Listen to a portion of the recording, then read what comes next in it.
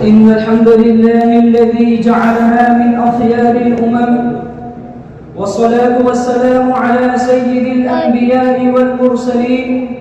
وعلى آله وصحبه أجمعين ومن تبعهم بإحسان إلى يوم الدين.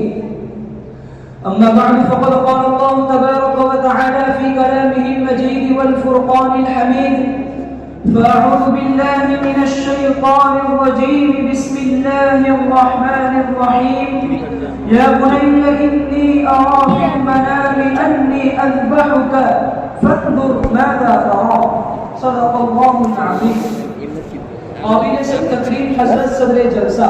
اور معزز و موقر اساتذہ کرام اور حاضرین جلسہ،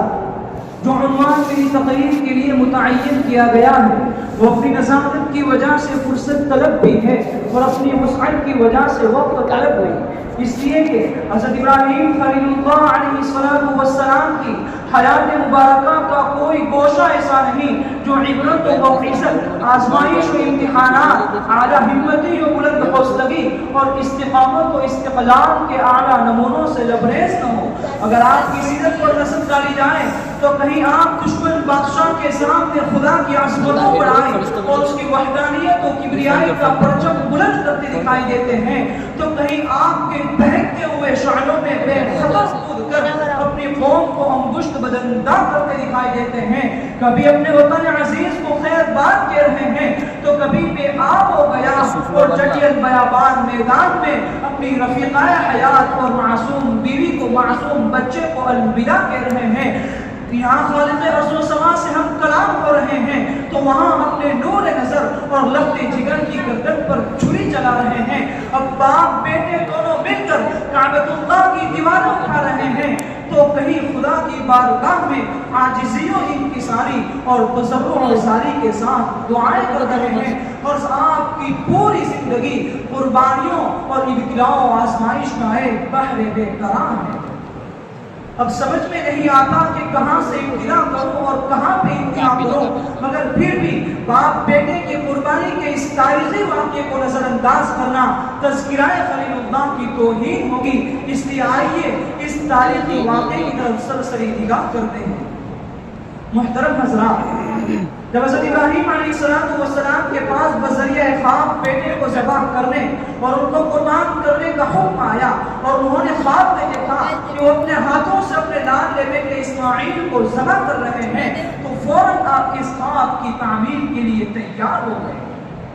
حضرات، اگر حضرت ابراہیم خلیل اللہ کی جگہ پر ہم اور آپ ہوتے تو فوراً کہہ دیتے کہ یہ تو خواب کی بات ہے اور پھر نہ جانے کیا کیا تعمیلیں کرتے، مگر حضرت ابراہیم یہ منشاء خداوندی کو سمجھتے تھے اور انہیں اس حقیقت کا علم تھا کہ یہ محض ایک امتحان اور آزمائش ہے، اور یہ کہ انبیاء علیہ السلام کا خواب بھی وہی ہوتا ہے، اس لیے آپ اس خواب کو عملی جامہ پہنانے کے لیے فوراً آمادہ ہو گئے۔ اسی کو شاعر کہتا ہے: بشارت خواب میں پائی کہ اٹھ ہمت کا سامنا کر، بشارت خواب میں پائی کہ اٹھ ہمت کا سامنا کر، پے خوشنودی مولا اسی بیٹے کو قربان کر۔ خلیل اللہ اٹھے خواب سے تو دل کو یقین آیا، خلیل اللہ اٹھے خواب سے تو دل کو یقین آیا کہ آخر امتحان بننے کا خدا نے فرمایا۔ پہاڑی پر سے دی آواز بیٹا اسماعیل ادھر آؤ، پہاڑی پر سے دی آواز بیٹا اسماعیل ادھر آؤ، یہاں آ کر خدا پاک کا ارشاد سن جاؤ۔ پدر کی یہ صدا سن کر پسر دوڑا ہوا آیا، پدر کی یہ صدا سن کر پسر دوڑا ہوا آیا، رکا ہرگز نہ اسماعیل وہ شیطان نے مٹکایا۔ پدر بولا بیٹا آج میں نے خواب دیکھا ہے، پدر بولا بیٹا آج میں نے خواب دیکھا ہے، کتاب زندگی کا ایک نرالا باب دیکھا ہے۔ چنانچہ جب حضرت ابراہیم علیہ السلام نے بیٹے سے ان کی مرضی دریافت کی تو فرمایا: یا بنی انی ارا فی المنام انی اذبحک فانظر ماذا تری، کہ میرے پیارے بیٹے میں نے خواب دیکھا ہے کہ میں تجھے ذبح کر رہا ہوں، بس اب تو بتا کہ تیری کیا رائے ہے۔ تو بیٹا بھی آخر حضرت ابراہیم کا بیٹا تھا، وہ بیٹا جن کی ظلم سے سید الاولین والآخرین رحمت للعالمین جناب نبی کریم محمد رسول اللہ صلی اللہ علیہ وسلم تشریف لانے والے تھے۔ وہ بیٹا کس قدر انکار کر سکتا تھا، وہ سعادت مند بیٹا جواب دیتا ہے یا ابت افعل ما تؤمر ستجدنی انشاءاللہ من الصابرین، کہ ابا جان آپ پر دوسری کام جس کا آپ کو حکم دیا گیا، اور جہاں تک میری بات ہے تو انشاءاللہ آپ کو صبر کرنے والوں میں سے پائیں گے۔ چنانچہ میں آؤں و بکا نہیں کروں گا، میں نہ چلاؤں گا، اور نہ ہی میں آپ کو اس کام سے روکوں گا۔ سعادت مند بیٹا جھک گیا ارشاد باری پر، سعادت مند بیٹا جھک گیا ارشاد باری پر، زمین و آسمان حیران تھے اس طاعت گزاری پر۔ سامعین کرام،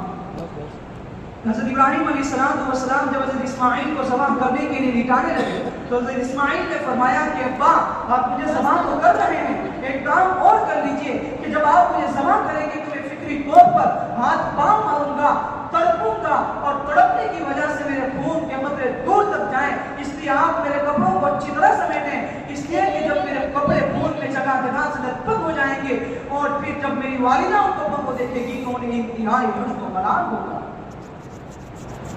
چنانچہ جب دونوں باپ بیٹے حکم الہی کی تعمیر کے لیے بھرپور کوشش کر چکے مگر اب چھری ہے کہ کاٹنے کا نام نہیں لے رہی، دوبارہ چھری کو تیز کرتے ہیں اور پوری طاقت کے ساتھ چلاتے ہیں، مگر چھری کو حکم ہو چکا ہے کہ خبردار بال کے برابر بھی پیارے سے اسماعیل کو نشان نہ آنے پائے۔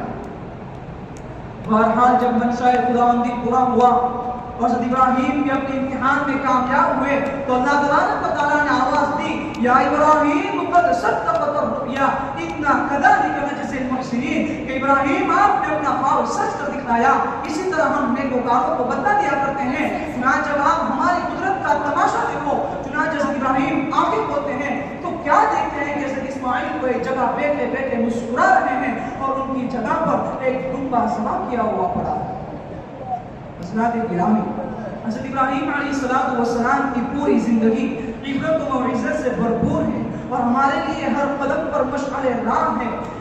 اور ہم سے یہ مطالبہ کرتی ہے کہ ہم اپنی ہر درجہ محبوب سے محبوب چیزوں کو، مطلوب سے مطلوب شے کو رائے خداوندی میں قربان کرنے سے گریز نہ کریں، کہ یہی بندگی کا اصل مقصد اور یہی اس کا صحیح حق ہے۔ جان دے دی ہوئی اسی کی تھی، جان دے دی ہوئی اسی کی تھی، حق تو یہ ہے کہ حق ادا نہ ہوا۔ وآخر دعوانا الحمدللہ رب العالمین۔ ماشاء اللہ۔